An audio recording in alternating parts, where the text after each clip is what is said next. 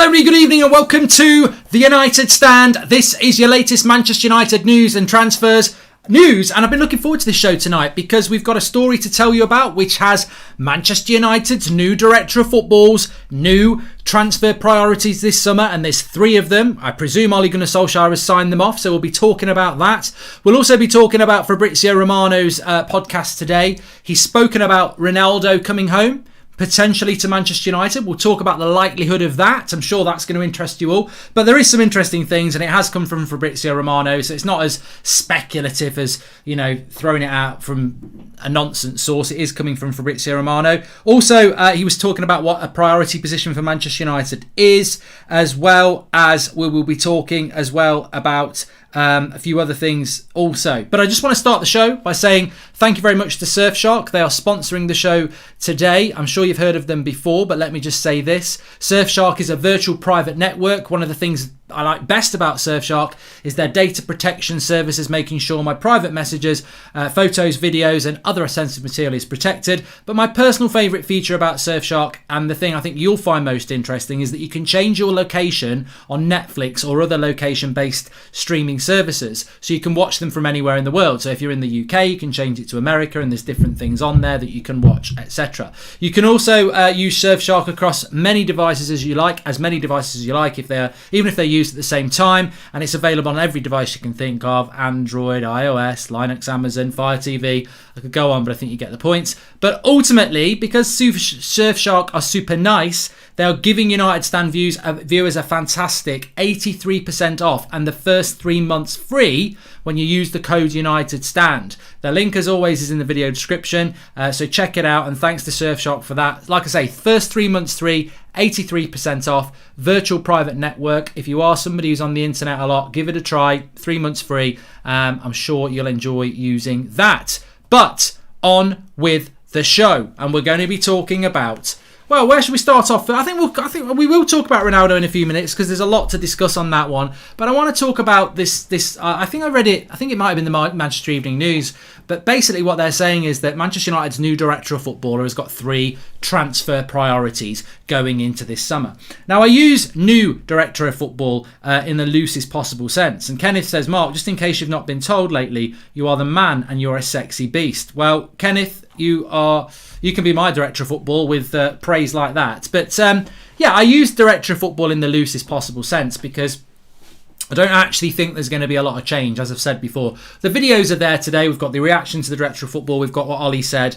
And Ollie's basically said there's not going to be much change here. It's basically business as usual from the last 2 years. He's been working with Mr. Murta for the last 2 years. Darren Fletcher's obviously come in. Matt Judge is still negotiating. Ed Woodward's still in charge. We've still got the same analysts, everything like that. So I'm not actually expecting a massive amount of change in the targets we're going to go for. What I would hope there might be some change is that because this is a key role now, will that person have more of an overarching involvement in things? I don't know. We'll see. Ultimately, as I said at lunchtime, I just feel that the biggest area of improvement hasn't been improved, and that's the transfer negotiations. And there's numerous examples of deals that we could have got done, that we should have got done, that we didn't get done. And that was on the negotiation side of things. So Mr. Murtaugh's not going to be involved in that. That will be Mr. Judge. But we can all judge that in August when this summer transfer window's open.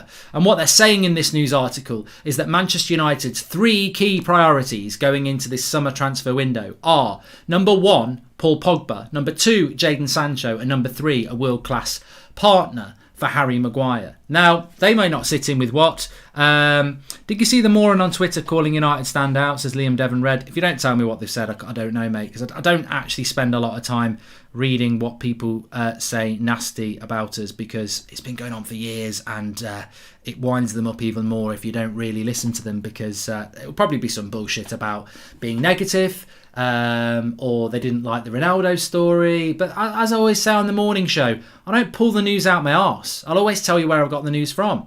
And as I'm talking about this is from the Manchester Evening News. So look, priority, I don't know what order they're in, but the priorities apparently for Manchester United are Paul Pogba number 1, to sort that out one way or another. It doesn't mean Paul Pogba staying, but Paul Pogba number 1 is a priority, and we'll talk about that in relation to Ronaldo in a few minutes' time.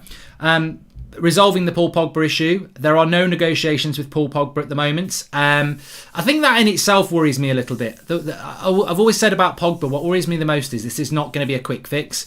I think most people would agree with me if I said to you, I think with Pogba, if he's leaving, get him out of the club very quickly in the summer. If he's staying, get him signed on the contract very early in the summer so we can focus on other business. Unfortunately, that's not going to happen with Paul Pogba, and it's not going to happen with Erling Haaland at Dortmund either. Raiola knows that the biggest value...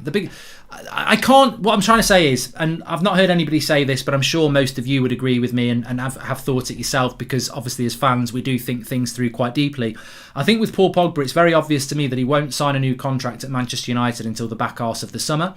And he won't leave Manchester United until the back arse of the summer. And the main reason for that is when the Euros go on and Paul Pogba's playing well for France, his value will go up. So therefore, Mino Raiola, if he's going to sign a new contract with Manchester United, he will want to get the most value for Pogba's wages.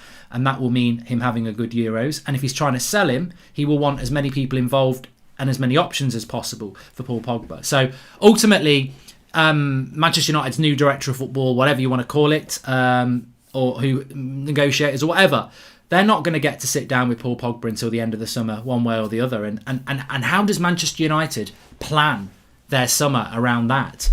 In the bluntest form possible, this could be really bad news for us, because if he's going to stay, you know that's going to happen and you can build your team around that. If he's going to go, you know you've got to get a replacement in. But if you don't know which way he's going to go, then it doesn't help us really, does it? It doesn't help us if we know he's staying because we don't know what to do. It doesn't help us if we don't know he's going because we don't know what to do. Mark, I see you asking for a CDM who can pass the ball. What about Ward-Prowse? Very underrated and a solid player, says Funky. I do like Ward-Prowse. I don't think he's ever been someone Man United would be looking at. Who appointed the director of football? Ed or the Glazers? Because if it's Ed, then there will be no change, says Rudy. Well, it will be Ed because Ed runs the football club. It'll be Ed Woodward who's given it the sign off. So priority number one is to resolve the Pogba thing, but like I said, I think that's going to be very difficult because Pogba's got the power there and so is Mino Raiola. Priority number two is Jadon Sancho and what happens with that. Are they going to go back in? If they are going to go back in, how are they going to get a deal done? I mean, I saw something this morning that they're still looking for around £100 million. I mean, has anybody? I mean, I'll tell you what. Has anybody got the power or the patience or the strength or the energy to go through another Jadon Sancho saga? I mean, I like the player a lot. I really, really do. But I'm bored of it already, and the summer's not even started. So I can't trust any Jadon Sancho story until he's holding up a Man United shirt, and that's because I know how close it was last year, and I just can't go through that again. So Manchester United, I mean. Whether we want to be in a Sancho transfer saga or not, we will be in it. Even if we're not in it, we will be in it. So again, I think that's going to be something that's going to get dragged out over the summer because again, Sancho will be going to the Euros with England, and again, Dortmund will be like, well, we're not selling him before the Euros because his value can go up in the Euros. So again, it's another signing that, especially if we're going to go on tour in July and the season's going to start in August, again, then it's not going to be a deal that can get done till the back arse of July, early August, the same as Pogba. So these two things might be priorities, but I don't see them being resolved very quickly. I think they're up in the air, both of them. And then priority three is a centre-back for Harry Maguire, which is actually the easiest, a top-quality centre-back to play next to Harry Maguire. That's what the Manchester Evening News are saying. I think that's the easiest one of the lot to resolve. The budget should be there for that. We do need it. And the players are there. But I can almost predict with this transfer window, it's going to be a very... I think it's going to be a failure. I think it's going to be a failure because I have to go along with what I've said on previous years. When there's a major tournament, I think it makes it a very difficult transfer window because a lot of the players you want will be part of the Euros. And because they're part of the Euros, they're hard to do deals with because they're focused on the Euros. And when they come back, they have a holiday, and then we're on tour, and then the season starts. So I think it's going to be very difficult. I mean, Koundé, I think he will be part of the French squad. Even someone like Pau Torres will be part of the Spain squad. Koulibaly won't, obviously, because he's not European. Varane will be part of the French squad. So I say that is a priority, but you wonder how we can get that deal done. Be good to see Ronaldo back. Lowe has been linked to Arsenal if we don't get Rodgers, says Zayn Miasi. Umtiti for 25 million would be good, says Dean. Oh, no. He wouldn't. Not in my opinion, anyway. Sancho is overpriced because he's English. Rafinha would prove a far better signing, not just because of price, says Skull. And look, what I would say about that is maybe some of these targets that you have, Rafinha, or trying to think of somebody else, maybe a Basuma. Are they going to be part of Euro squads? If they're not part of Euro squads, they're easier deals to do in June. Maybe Man United should be looking at that. One, they'll be cheaper. Two, they might be easier to do. Wondering with having a director of football means Man United might get deals done a little faster, says Kenneth Oakland. Well, yes and no. I don't think they will, actually, because I think that we're going to have that problem around the Euros. Anthony Taylor's refereeing the PSG-Barcelona game. What in the twilight zone is this, says Joshua Bowater. I can't be arsed with the Champions League tonight. I think both those games are dead rubber games, to be honest with you. Rafinha is nowhere near Sancho level. It's not even close, says 64 Ahmed. And they're not European, says ABE. I didn't say they're not European. I said they won't be part of the Euros, I don't think. Mark Haaland is good, but bust insider. Here we go. Thoughts on the Pulisic United rumours, says LK Com. I'll come back to that in a little bit because I want to get into the Ronaldo story. So the three transfer priorities that apparently Man United are going to focus on is Pogba, Sancho and the centre-back. And as ever, and as I keep saying, and as I've got to keep it on the low down because I just can't be asked to get frustrated. I want to have a good show tonight. I don't understand why we're not looking at a centre defensive midfielder. I really don't look at why we're looking at a centre defensive midfielder. It just defies logic, to be honest with you. I don't understand it. I don't understand why we're not looking at one. Matic is dusted. McTominay is not a CDM. Neither is Fred. And Garner is 18 months off being ready. So what are we going to do with the CDM positions of which we have nobody to play there? So, yeah, I don't get that at all. I really don't. Why Sancho is City reject is not Premier League proven. Another type English player, says Illa United for life. And great to hear and thank you, Mark, says Susan Brandon. And Ronaldo, once a red, always a red, says SA. So, Cristiano Ronaldo's future. Fabrizio Romano was talking about this. I said last night, bring him home. 36, only just 36.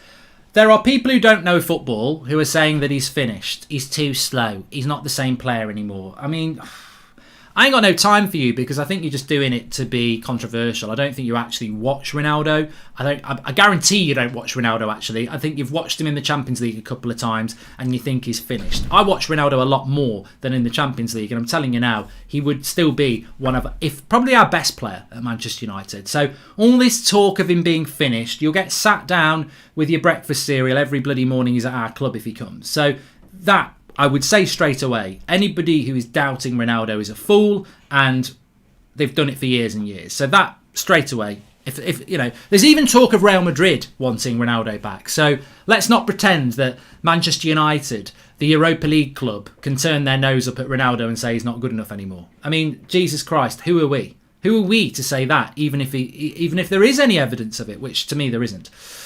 So Fabrizio Romano was talking about Ronaldo. And basically saying the interesting thing coming out of Juventus is that they've recently said that Ronaldo's future is undecided, when you would normally expect Ronaldo will 100% be a Juventus player next season. So there is an opening in that. And Romano also said that Ronaldo will be fuming this morning. He'll be really angry about the fact that, you know, the Champions League was also almost the Ronaldo League for a few years when he was winning it year after year at Real Madrid. He's gone to Juventus expecting to be good in the Champions League, and they've been absolutely atrocious with Ronaldo there. They've not got close once. So Ronaldo will not be happy about that. And let's be honest, whatever you think about Ronaldo, he is coming towards the end of his career. Time is running out on his career. I still think he's got 2-3 years left, but you know, the time is coming out. Is coming towards the end. Will he decide to stay another season at Juventus? Pirlo is apparently going to stay for another year, says Romano. But what Romano did say is that if Ronaldo decides to go, he will be allowed to go. Juventus are not a club like Manchester United that if a player doesn't want to go, if a player wants to go, they won't try and force them to stay. Juventus, if a player says they want to go, they will let him go. So Ronaldo leaving Juventus is not unlikely. It isn't unlikely. And there are a lot of reasons why he could go. The step up is whether Manchester United could or would do a deal like that.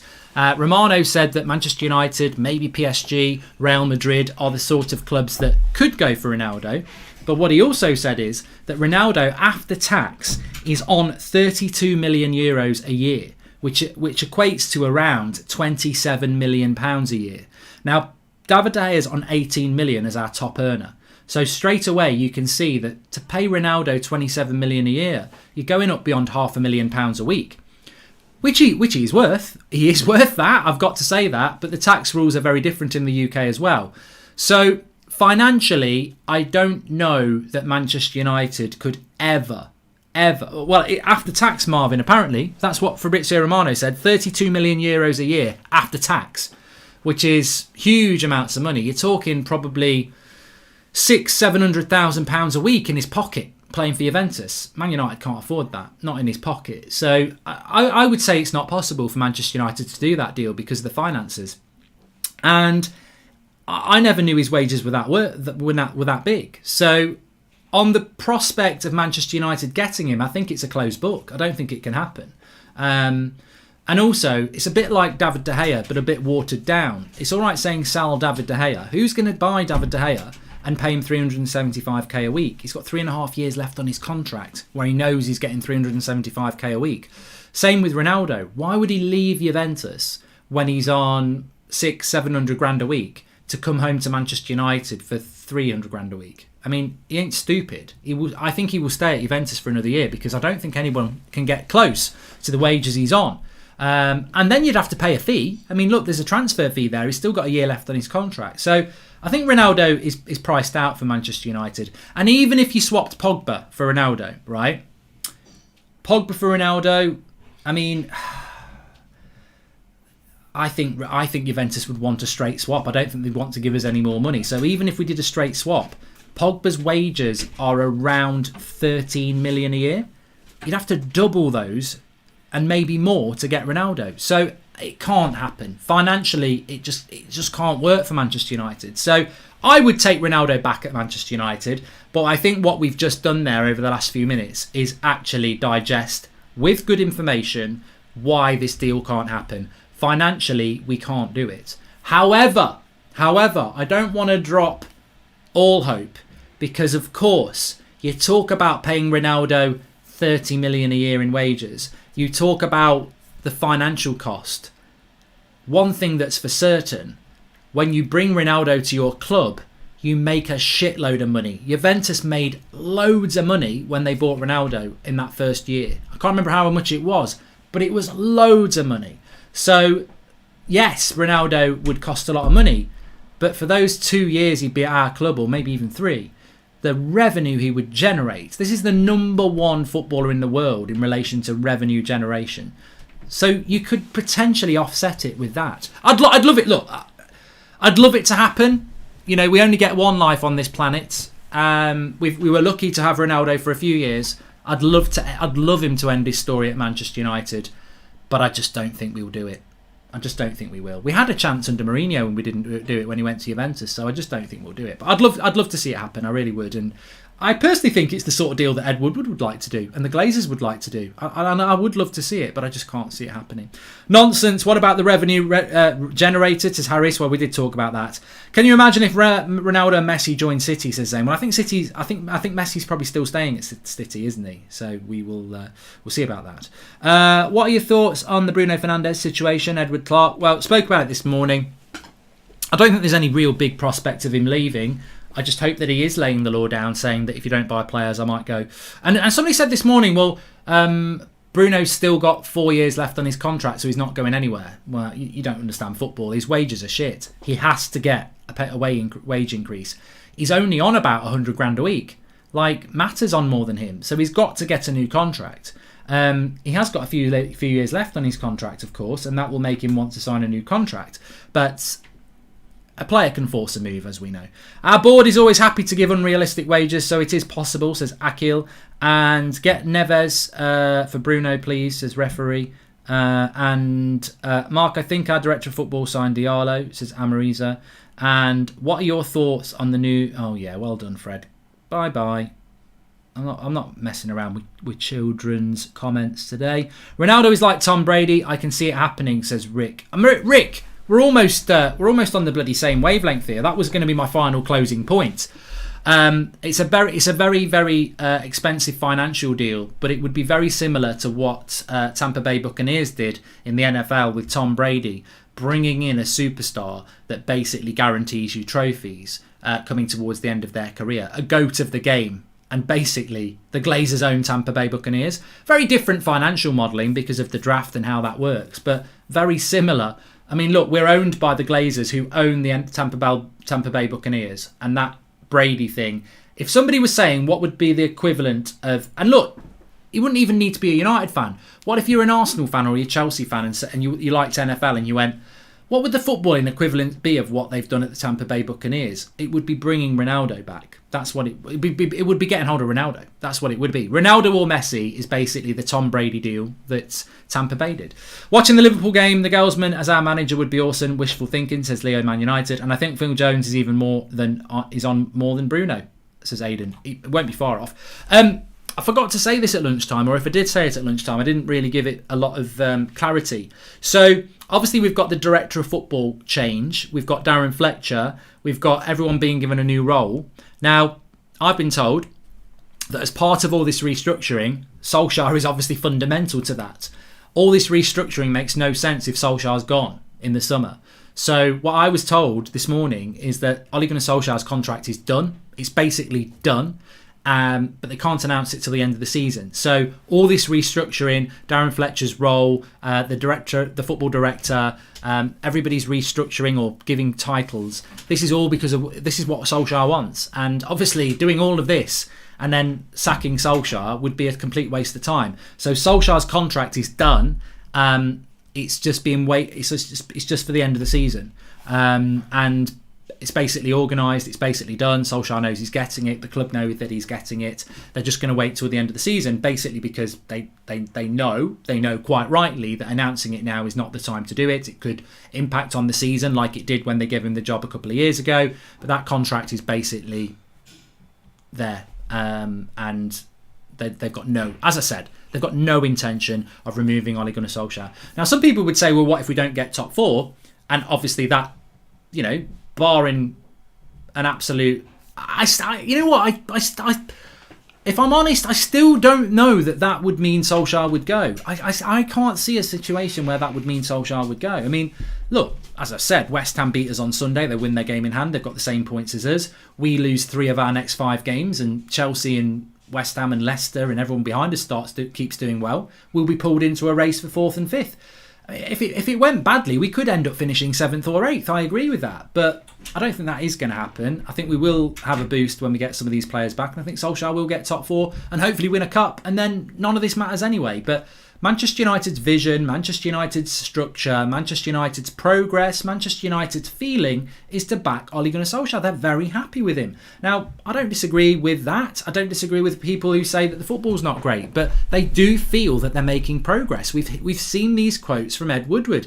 They feel that they're making unquestionable progress. And I mean, the scary thing is that Woodward and that think they're part of that progress, but I think they've hindered that progress. But Solskjaer is the man. Solskjaer is the man they're backing. And I was told this morning that contract is basically done. They just won't announce it till the end of the season. And that's a logical conclusion from what they've released at lunchtime as well.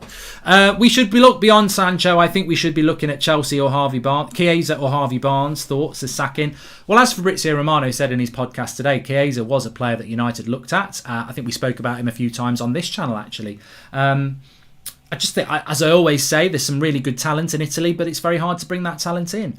Sahaj says, appointing the head football development as the football director, probably to promote youth, and then talk of bringing in Ronaldo and his wage burden is simply bizarre, says Sahaj. Yeah, I mean, I think a lot of the noise coming out of this restructuring at Manchester United, everything everybody's talking about is youth, bringing through the youth development. We seem to be absolutely obsessed with bringing through youth at the moment, which isn't a bad thing, but the only negative I would say about it is that you can't fill your team with youth players. And I'm sorry, I don't feel that Scott McTominay, Marcus Rashford, Harry Maguire, are the type of experienced players to develop youth players. Then they're not even developed themselves fully yet. So you need players that are going to develop young players, whether it's Shoretire, whether it's Diallo, whether it's some Hannibal or other players that are going to come through. Then you need experienced players to do that. And I look at that United side, and I think those experienced players have got to be icons of the team, really. And obviously Bruno Fernandes, Paul Pogba, they're very important in that role. But how long is Pogba going to be here next season? Bruno will be here next season. I don't feel that we have enough leaders in that team to develop youth. I don't think Harry Maguire's established himself as a Man United centre-back yet, let alone in a position to develop young players coming through. Rashford himself needs to focus on his own career as well. I mean, look, he's idolised. All the youngsters love Rashford, quite rightly, because he's done what they need to do. But Rashford's still very much moulding himself. He can't be taking on nurturing younger players as well. He's not there yet himself. The same with McTominay. So I don't think that first team has got enough developers in that team, real true leaders in that team. So it's all right talking about bringing you through, but you can't just have a team full of growth. You've got to have some leaders, and I've said this so many times. Class of 92 were nurtured by Roy Keane, Eric Cantona, Steve Bruce, Dennis Irwin, Peter Schmeichel, and more. So you've got to have that, and we haven't really got two players of that quality, and we need that. And so that leads into what I'm saying is we do need to be active in the transfer window. We can't just rely on youth. We've got to bring players in that are going to help nurture that youth, definitely. Even if it's just a start, Ollie deserves credit for getting the ball rolling for restructuring the transfer system, says Sarab. And Mark, what would you think of a transfer window involving Koundé, Neves, Aarons and Gonçalves from Sporting? Centre-back, centre midfielder, right back. I mean, that's from Troops FC. I mean, it's not too bad. I mean, the fact that it's 4 decent players is good. It wouldn't be my choice of 4, but I think some people could get on board with that. Red Baron says we should just lower our expectations. It's the only way to be happy, as we have no control over what the club do anymore, says Red Baron. Well, here's a question for you, because I got asked this afternoon by somebody. I'm not going to say who, because they'll be on the show tomorrow. But I was basically asked this question today about how what I think is going to happen at Manchester United over the next 3 years based on the knowledge I have at the moment. So basically, what I think is going to happen with this squad, what I think is going to happen with this coaching setup, and what's going to happen with the people that are above it, the board and everything like that. And I said, bloody hell, that's a horrible question. I'm glad you've not asked me that live on air. And, well, we are live on air now. And I'm going to say this, that I think that my feelings on this are that if you're asking me what I think is going to happen over the next 3 years at Manchester United, I don't know. I've got out of it. I don't know. But no, seriously, if you want me to predict what's going to happen at United, then you're asking me to predict something that I don't really know. But I'm not going to sit on the fence. Where do I think we'll be in 3 years' time? I think the board will be the same. I think we'll have the same issues that we've always had, where a lack of ambition holds us back from the board. I think the same people will be negotiating transfers, the same chief executive will be in place, the same owners will be in place, potentially even the same director of football and everything like that. Do I think Ollie will be in charge? I actually think there is a chance. If you'd said 2 years, I think Ollie will still be in charge. 3 years, maybe not. Do I think we'll have won a title? No. Do I think we'll be anywhere near a title? No. Do I think that what I mean by that is I still think we'll be battling for second and third. I don't think we'll be near the title. Do I think we'll have won the Champions League? No. Do I think we will have won a trophy? Yes, I do think we'll win a trophy in the next 3 years. We might even win a couple. We might win. Hopefully, we're going to win one this year. So I actually think if you're asking me where we're going to be in the next 3 years, I think we'll be in a very similar situation.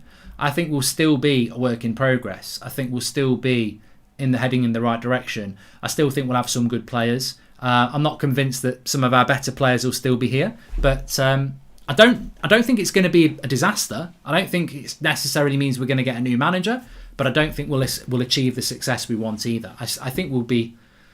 I feel that we might be going into a period of treading water where it doesn't go so bad that you need to sack a manager, but it it's not going to get to the level it needs to be. And I hope I'm wrong on that. Do you think Ollie will stick with McFred next season with fans in the ground, says Akil? Yes, I do. I think we're heading towards that. I can't see United looking at any CDM at the moment, so I don't know what's going to happen. I mean, I hope and pray we go for somebody, but I can't see it. So if we're not going to do that, I think he is... The one thing Ollie is he's stubborn with his own opinions. I respect that in a way, but I just don't respect the players that he does it with. I mean, he's been very stubborn with Lindelof and Maguire, and I think he's going to stick with McFred as well, yeah. Renate, thanks for the super chats. We have 4 years to build a team around Bruno. Board won't do it though, says McNally. And Rooney will be United manager in 5 years, says Marius. Midfield is average, says Ryan Brown. Right, I was asked a question about Pulisic. I think it was discussed on the show last night with Flex. What do I think about Pulisic?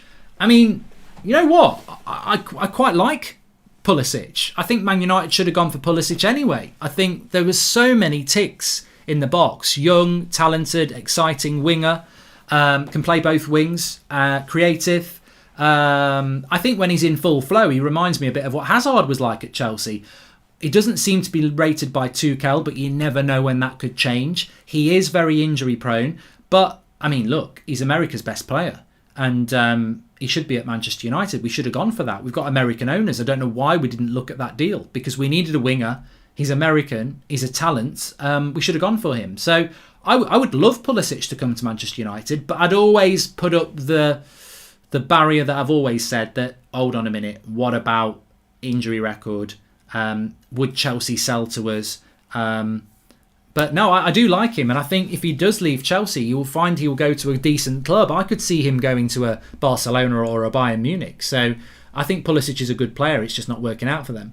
I agree, Mark. Cavani's departure will take away a wealth of attacking experience he could impart. Well, yeah, I mean, can I just say Sahaj as well? Someone like Cavani is very important when you're bringing through young players as well, definitely. He could impart Rashford and Greenwood. The way Rice spoke after the Leeds game made me feel he's the leader we need, says Sahaj. I mean, I'd love Manchester United to go for Declan Rice, but I don't think we are going to for some reason. It doesn't seem to be a viable option. He wouldn't go to Barca, Mark, says Shiv. And Ronaldo is not as good as Messi, says Jennifer. Well, Jennifer, I disagree. But it's up to you.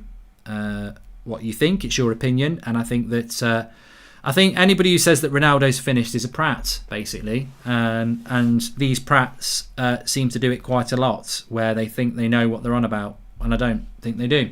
I can see Pulisic at Bayern as a backup, to be fair, says Sam. I could see him at Bayern Munich, yeah. I think he's a very talented player. As an American guy, Pulisic is America's best player. Would love him here, says Sahil. I think Pulisic should have come to Manchester United. Do I think it will happen, by the way? No. I don't think we'll do a deal like this. I don't think United would even consider doing a deal like this. And I'm not sure Chelsea would want to sell to us either. So I don't think we can do a deal like that with Chelsea. I think those days are over where you bring people like Matic in. I just can't see it happening. But we should have been all over that deal when it first happened. And Marvin's right, he is injury prone. But look, Ousmane Dembele is a player. You know, you talk about Pulisic, and then United were that close to getting Dembele. We wanted Sancho, we screwed it up, and we desperately tried to get Dembele at the end of the window. I mean, God, the transfer window opens up soon, ladies and gentlemen. Can I give you a bit of a reminder of those last few days of the last summer transfer window? My God, what a shambles that was. All summer after Jadon Sancho, 90% club everything. So close you can almost touch it. And then we end up desperately begging Dembele, to which he says, up yours. And then we desperately get Cavani in, which has actually worked out okay, despite him being injury prone. Ousmane Dembele, even Romano was talking about him today. It's a priority for Barcelona to have to try and sort out Dembele's future. But as we know, teams like Manchester United have been very interested and would be very interested. When you talk about being injury prone, fuck bloody hell. Dembele is Mr. Injury prone, and he's Mr. Inconsistent as well. I mean, Dembele is a little... Wow, no, it's disrespectful to Paul Pogba to say that he's like Pogba as a winger because he's inconsistent. Pogba's way more consistent than Dembele. I mean, he's almost... Dembele is like... Who's the most inconsistent player you can think of, but who on their day is fantastic? I mean, Ashley Young was a bit like it. You get 5 amazing games from Ashley Young a season, and the rest of them, he was all over the place. So, as a winger... He was probably more consistent as a fullback, to be fair. But Yeah, I think Dembele is a badly scouted player. I mean, I think when you buy a player, there should only be one tick in the risk box. If you start putting 2 or 3 in there, then you probably should avoid it. And what I mean by the risk box is, well, Ousmane Dembele is expensive. That's a risk. 2, he's injury prone. That's a risk. 3, his form is very inconsistent. That's a risk. And Manchester United are a club trying to close a gap on a team. You don't take massive risks like that. You're better off spending a few more million and getting somebody who's a safer bet. I mean, what's the risks around Jadon Sancho? He's expensive. I can't really think of anything else. He's not inconsistent. He's very consistent. All right, he's coming from the Bundesliga. Well, that's not really a risk, is it? You know, you can put that under expensive, really. So, yeah, I think you've got to close that down. Definitely, yeah. I can think of only one Ryan Babel, also because he had a knack of scoring against us. Yeah, Ryan Babel was a good one, actually, Sahaj. If we get a centre-back, we don't need a defensive midfielder that badly, since we will not have to bubble wrap them anymore if we get a quick centre-back, says Ray Martina. Well, I disagree, Ray. Just because you buy a good centre-back doesn't mean that that your CDM suddenly get to play. I mean, I can tell you, I can think of 7 goals straight off the back of my head where our midfielders haven't picked up runners in the box. And just to give you recent examples, James Rodriguez, Everton at Old Trafford, St Maximum at Old Trafford. They're midfield players to mark, and they're not marking them. So it's not just about, if we buy a new centre-back, our CDMs will get more freedom. Freedom to do what? What are you going to do with that freedom? Oh, Fred, you've got more freedom. What are you going to do? Shoot and miss, pass and miss. McTominay, you've got more freedom. Yeah, well, McTominay with more freedom is a good idea because he can get forward more, but you can't leave Fred to run the midfield. He can't pass. So I don't care about whether we bring a centre-back in. I don't think that'll get us higher up the pitch. That'll make us more expansive, I agree, because they won't need to babysit. But we haven't got a specialist centre defensive midfielder. Yes, it would free McTominay up to become more expansive, but who's going to be the centre defensive midfielder to take the ball off the back 4 and feed the attack? That's the role of the CDM that is essential. Fred can't do it, McTominay can't do it, Matic can't do it. So who's going to do it? Who's going to take the ball off the back 4, shield the back 4, pick up the runners and get the game going? Michael Carrick was the quintessential CDM.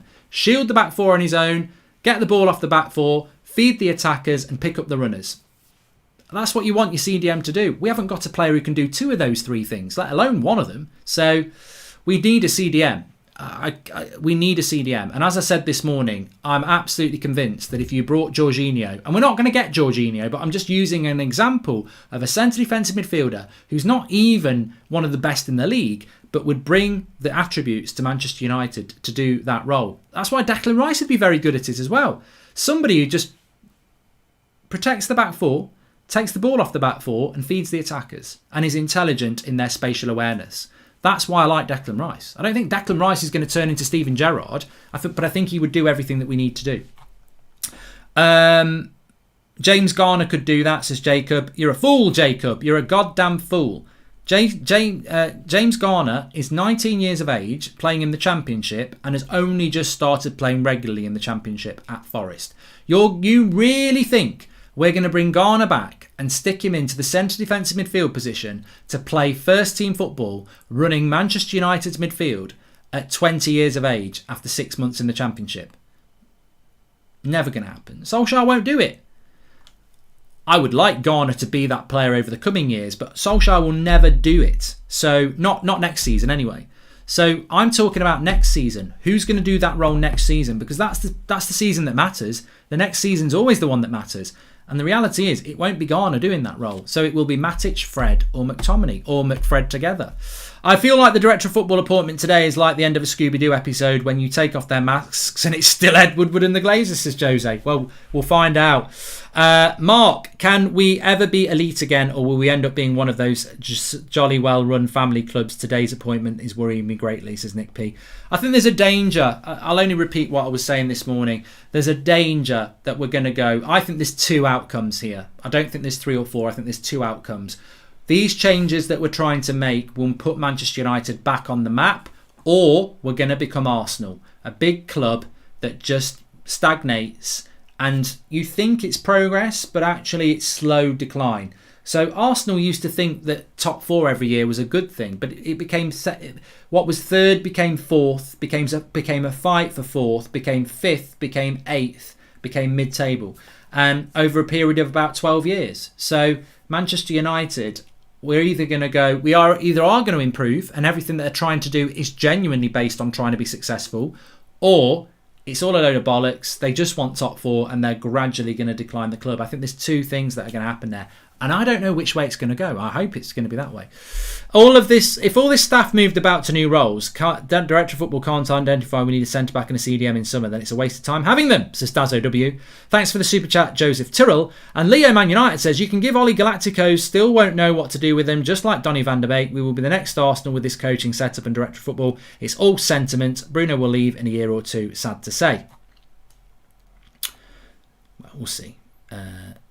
We'll see what happens. Some club that I used to know. Can you say happy birthday to Charlton, says Keen Handley. Happy birthday, mate. And we need Kante, Mark. No, we don't. He's done. It's imperative that both Ollie and Ed and the Director of Football all work together and not against each other, says Diego. They'll always be restricted by transfer fees, won't they? They're always going to be restricted by that. I think with regards to that, what I would say is that you could have the best manager in the world, you can have the best coaches in the world, you can have the best scouts in the world, you can have the best Director of Football in the world. You can compile the best 5 targets in the world for Manchester United. And I'm not talking about Neymar and everyone like that. I'm saying you could identify 5 brilliant players for Manchester United that are reasonably priced. You hand it over to your chief negotiator and they fuck it all up. And I think that's what happened last summer. I think we gave a good list. And I think Mourinho gave a good list. And I think Van Gaal gave a good list.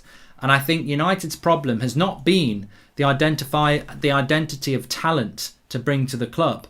I think it's the fact that we can't get the deals over the line when it gets to the negotiation stage. And that's not Ole Gunnar Solskjaer sat in the boardroom. And I don't think that's the Director of Football sat in the boardroom. The negotiator sits in the boardroom and does that. And I think that's where Manchester United go wrong. So I think people who are getting excited about these roles today, which I'm not excited because I just think it's rebranding of things that were already happening.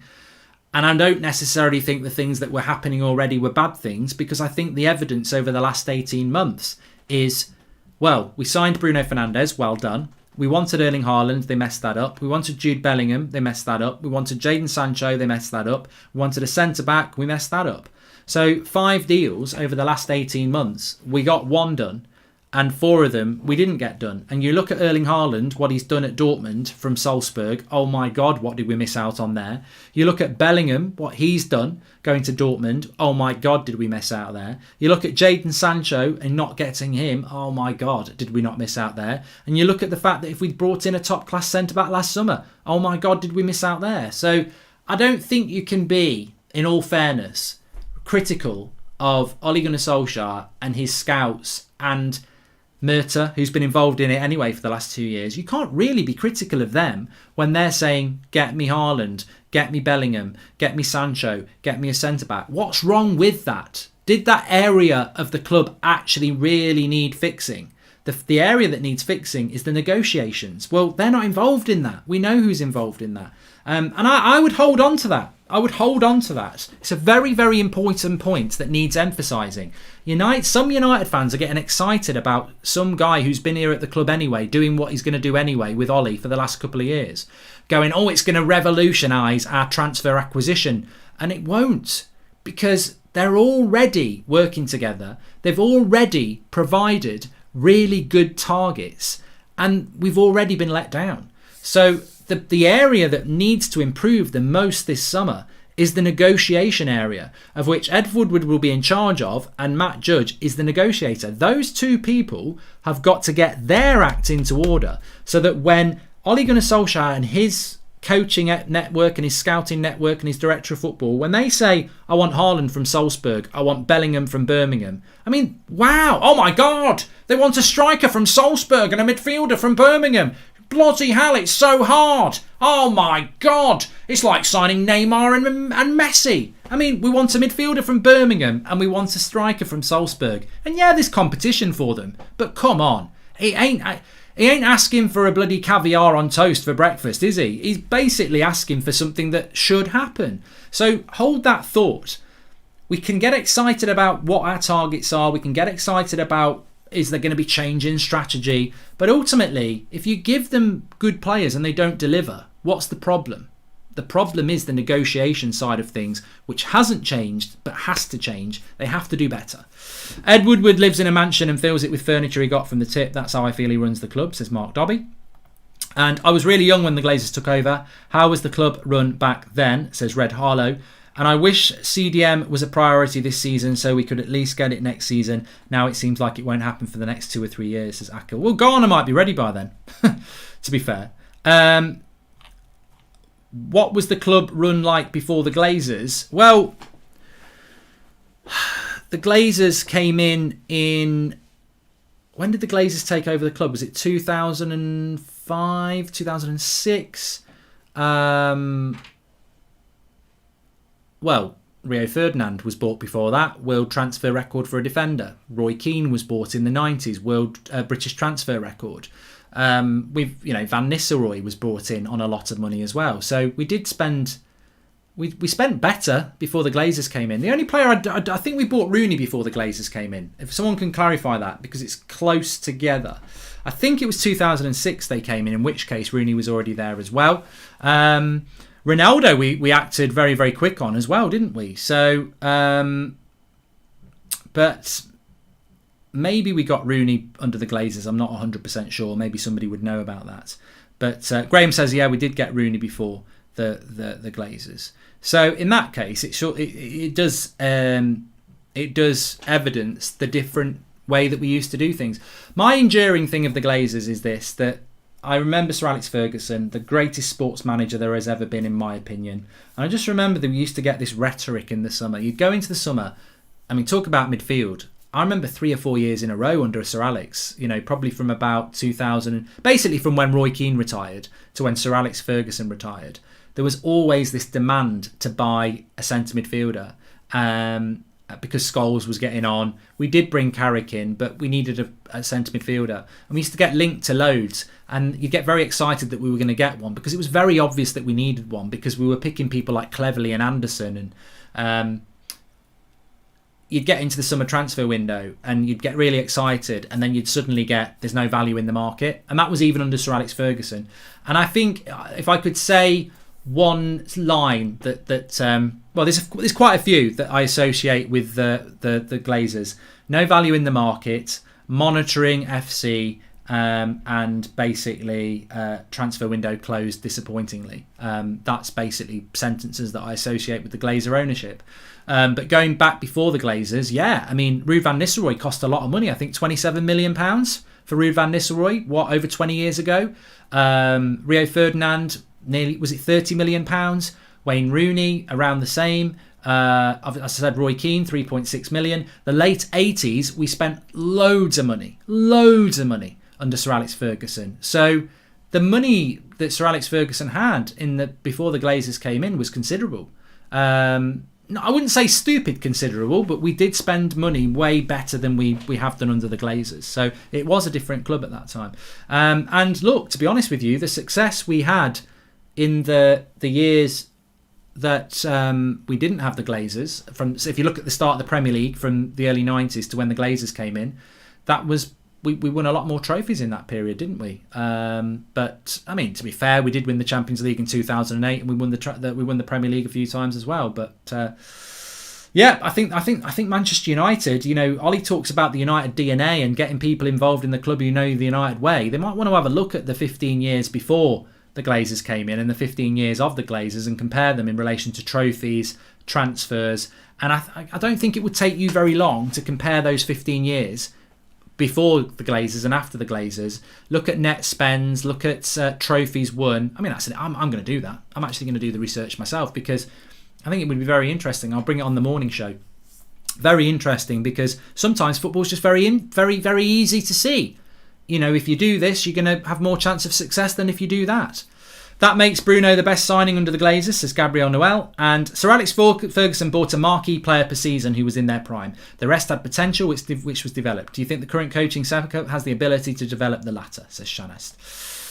Hey, don't make me cry, Mark. That was the era we tracked Schneider every summer and then Gayton, says Kay. I don't think we ever tracked Gayton, to be fair, Kay. I used to shit myself that we were going to sign Gayton. I never wanted him. But we were always linked to him, and I was always grateful that we never got him. Vidal was one. Schneider was definitely another one. And there's a couple of other midfielders as well. Ozil was a player that we were looking at as well. So, yeah, there was a few that we would end up being disappointed about. Yeah. So yeah, that was a good point by Shanest, by the way.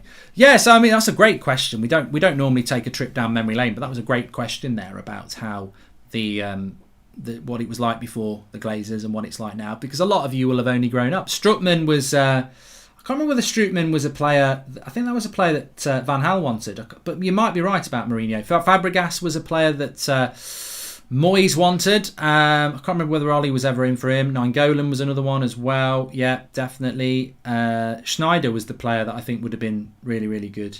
There is no point in getting Ronaldo because we don't create enough chances for our strikers, says Claude. Yeah, I mean, I still agree with that, Claude. I still think that we need to bring in a centre defensive midfielder and a centre-back. I think they're the priorities. I love this mug. I'm not talking about the one in glasses.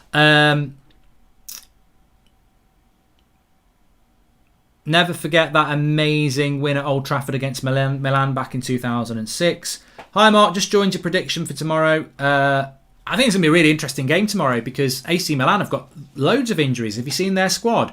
No Kalanoglu, no Rebic, no Zlatan.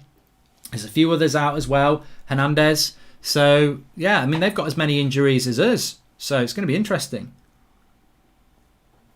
You know, we're not going to be at our strongest either. I think in that game, if we can take a 1-0 win out of that, not concede, don't get an away goal, I think we'll have players back for the next leg, and I don't think they will. So I think we'll beat them in Milan. Our away records are good, and there's no fans there. So I think we'll beat them in Milan anyway. So I think tomorrow night, I don't think I did my score prediction on the preview. I think I'm going to go with, now I've seen the team, I'm going to go 1-0 United. Maybe 2-0 if we're lucky, but I think 1-0. Swap deal with Lingard and Rice. Well, there's no doubt that West Ham will want Lingard. I would hope that Lingard wants West Ham. It's whether West Ham want to sell Declan Rice. I mean, I've heard, I don't know whether Moyes said it, but I've heard things like £100 million for Declan Rice. You're having a laugh. You're having an absolute laugh.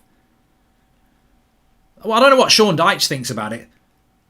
£100 million for Declan Rice? They're having a bloody laugh. If Declan Rice is worth £100 million, then Chris Wood has got to be worth £200 million. And what about Tarkowski? They're having a bloody laugh. Shut up, Moyes. There's only one ginger assassin, and that's me, Sean Dyche. So Declan Rice for £100 million, you're having a laugh. Just felt like doing a bit of a Sean Dyche. But no, he's not worth £100 million. I like Declan Rice. I would hope to get him for 60 max. 50 ideally, 60 max. And therefore, if you took Lingard off, you'd give him 40 million.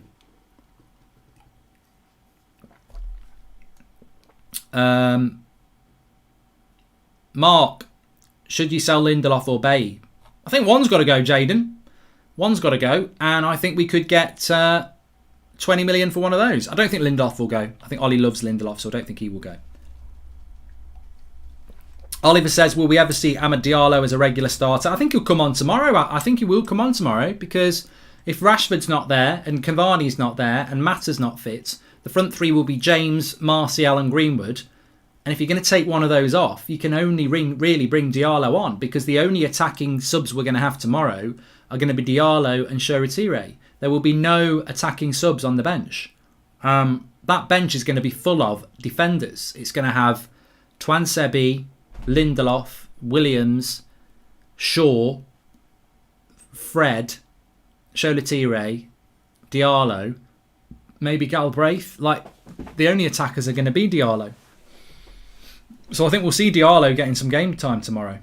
Yeah, Zlatan is out. Vandy's not part of the squad. I think McTominay will start tomorrow, Theatre of Dreams. Yeah. Please smash a like on the video, by the way. I've really enjoyed the show tonight. And make sure you subscribe, bottom right-hand corner. I'm going to do my homework tonight.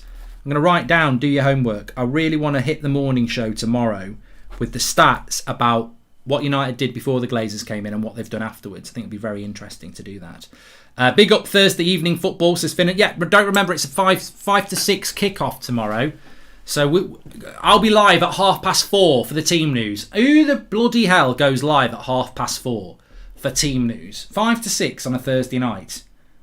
Well, the only positive is that when it's over, you get a bit of an evening, get a bit of Netflix in. So yeah, I do remember Fletcher. You know what, Graham Farrell, Darren Fletcher used to get a lot of stick. One of my best mates, best man at my wedding, he never really liked Darren Fletcher that much, and I was like, you know what, as a bench player, I actually quite like Fletcher. And then he just went on a mad one, and for a couple of years, he was bloody brilliant. I remember Fletcher getting a second yellow card in the Champions League semi-final. Again, I think it was Arsenal, and they gave a penalty. They gave a penalty, and it was actually a brilliant tackle. In VAR days, it wouldn't have been a penalty, and they gave a penalty, right? And he missed the final. And the final, I think it was the final that we lost in Rome. I think it was 2000. I mean, look, people in the live comments will know. I might have got things inaccurate here, but I'm pretty sure it was the 2009 semi-final. We beat Arsenal. Fletcher got a second yellow card that meant he was out of the final for a brilliant tackle that actually was given as a penalty that VAR would never have given, and then he was out of the final. And I think if Fletcher had played that final, we would have won the game. I've probably mixed up the 2011 with 2009 there, but it was I'll be proud of myself if I've got it right, because I'm getting old now. Yeah, it was the Barcelona final. Yeah, that was when Fletcher was at his best, and I think we were missing a couple of players in that final. If anyone knows the answers, if anyone knows the other player that missed the final in 2009 against Barcelona, and that was the start of Barcelona, really. Messi scored that goal. But we had a really good chance after 5 minutes and we missed it. And I was gutted. You know, I don't know whether people have ever been in that situation, but there's sometimes a match where you're disappointed when you lose, and there's sometimes a match that keeps you up at night, and that kept me up at night. 2009, lost to Barcelona. We'd won it in 2008. It was in Italy. I'd had a T-shirt printed which had the Italian job on, and it was 3 mini metros in different United kits of the time. And I never wore the T-shirt again. I threw it away the next day. And I was gutted, absolutely gutted. And Barcelona deserved to win it, but I felt that was a missed opportunity. And then to top it all off, bloody Ronaldo left that summer, didn't he? Did Ronaldo go that summer? I think he did. I think he went that summer as well. I think he said before the final, I'm not leaving. And then a month later, he was gone. So, yeah, it was hard. It was really hard. But, yeah, I mean, look, Barcelona did deserve to win, but we had no chance in 2011 final. We had no chance. It would have been a giant killing to beat them. They were too good for us, and we didn't have Ronaldo then. But 2009, I think if we'd played Barcelona 10 times, we could have beat them 5 times. So I think it was a 50-50 final, and Barcelona got it. In 2011, they could have played us 10 times and beat us 10 times. Ferdinand got cut to pieces. And I remember a match against Dortmund in 96. Yeah, that was devastating as well. We lost a load of semi-finals in the Champions League that we should have won. Nani missed that game too. But yeah, we missed Fletcher big time. Hey Mark, if Barca was the better team and deserved to win, why did it keep you up at night? Says Tiano. Because I was just very disappointed. I really thought we were going to win. And you know, sometimes even though you know, in fairness, we didn't deserve to win, I just felt that we hadn't turned up and played the game we could have played. So I was disappointed with that. I really was. I think Scholes missed the game as well, says Ishmael. Would Ronaldo take a lower wage to finish his career at United, says Canton R7? I don't know. Well, I don't think he would, but I think you've got to have the conversation with him first, haven't you, to try and find that out. Anyway, look, I've really enjoyed the show tonight. It's felt like quite a chilled show, so I've really enjoyed it. A big shout out to all you lot watching and all the moderators. You know, big up you. The mood of the show is always driven by the live comments, because it drives my mood if we're getting good interaction. So give yourselves all a pat on the back. You've been fantastic tonight. Really, really enjoyed it. Please smash a like on the video.